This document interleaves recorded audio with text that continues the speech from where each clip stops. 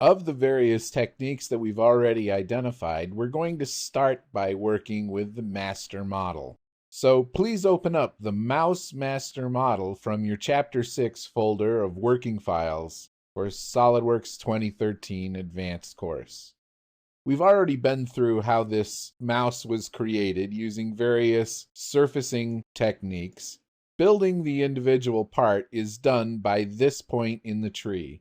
So I'm just going to grab all of this with selecting that final feature and then shift selecting the first feature and right click, add to new folder, and we'll say this is build features. That will help us keep the tree compact, and with my limited screen real estate here, I won't have to scroll up and down as much to demonstrate various items. So let's roll back to the point just after the mouse was completely built.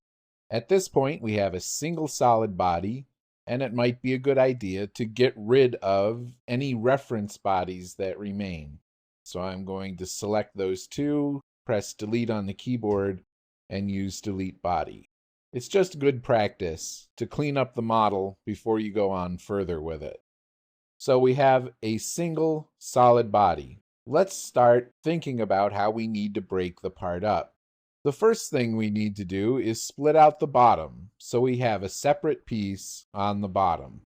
And then we need to split out a piece for the mouse wheel in the middle, and we'll leave this mid-range piece as kind of a wraparound for the mouse buttons. So the first job then is to split off the bottom. I created a plane offset from the bottom of the part and use that to split the model. Let's go over again how the split feature works. Insert, feature, split. In here you have the trim tools, and the trim tool in this case is that plane. And then we'll say cut part. SOLIDWORKS leaves us with two bodies.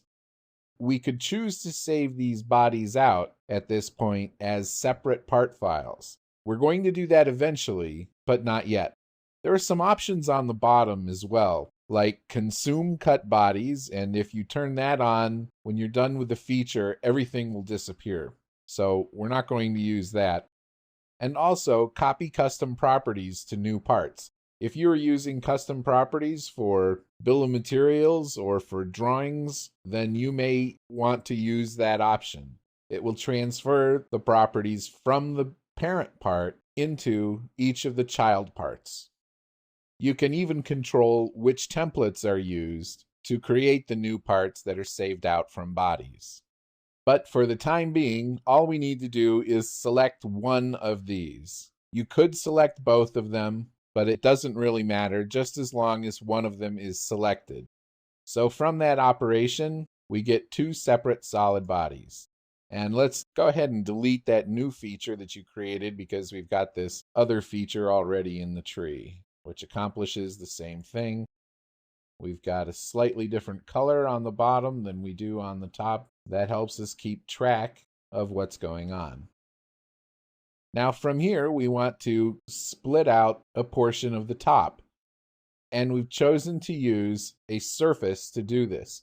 We could have done this with a sketch, but I wanted to be able to visualize where that cut would come with respect to the rest of the part. Sometimes a shape that looks good from one direction doesn't look good from another direction. So we use the split again, insert, feature, split, and we use the surface body to make this cut. You can select the surface body from the graphics window in a case like this where the body only has a single face. But there are some functions that will allow you to select a face or a body, and I find I have more control if I go to explicitly what I need to select. You may find that you can also select the body by selecting the feature. I just prefer to be explicit about it so that SOLIDWORKS doesn't get any incorrect ideas about what my intentions are. With this surface body selected, I click on the cut part. Here we will get the option for 4 different bodies. The top 2 bodies are easy, but then we've also got the choice of the bottom 2 bodies because this surface extends down through the bottom part. So in this case, it matters a little more which one we select. If we select one of the bodies on top, we'll be okay. Just as long as you don't select any of the bodies on the bottom, you'll be all right. You could select both of the bodies on top, but that really doesn't matter. When we click OK, we should have a result with 3 solid bodies and 1 surface body. Now again, I'm going to delete this new feature I created and roll down the original feature. And this shows that I've added some color to this part. Now the final split that I'm going to create is going to use a sketch. This sketch is meant to cut out the area for the middle mouse wheel. And again, let's go through our exercise. Insert, Features, Split. Select the sketch, cut part, and it's going to fail. Failures of this sort are rather common in SolidWorks. Sometimes something will work one way, and you might come back a couple releases later, and it will work a different way, as is the case, obviously, with this part. The mouse was originally created in an early version of SolidWorks 2012, and now in 2013, it doesn't work the same way that it did then, even on the same features. So, one of my mantras with SolidWorks is that you have to know 5 ways to accomplish every function that you want to achieve with SolidWorks. And the reason for this is that it's possible that the first 4 could fail.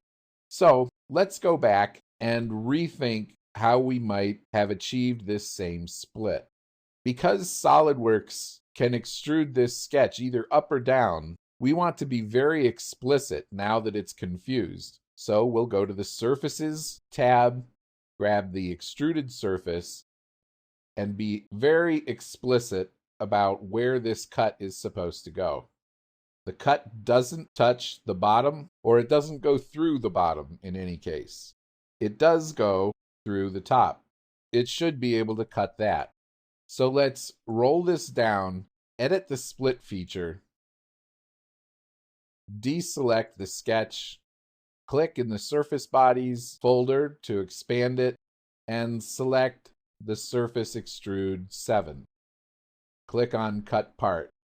We should now have a different body count than we had before. SolidWorks is asking us if it wants to attempt to assign split bodies to existing files, and no, we're going to do this later. We don't need to do it now. We'll only need to make a single selection in this split, and this will be one of the top bodies. So it's not that, not that. It'll be this one and or the bottom body. And with this, click for OK. We should have now 4 solid bodies, and we can hide this surface body. Let's again change the color on this body and give it a bit of a bluish tint and say OK. So now we've got our 4 bodies, and the next step will be to save these out into individual part files so we can do some engineering, adding bosses, snaps, assembly features, and so on.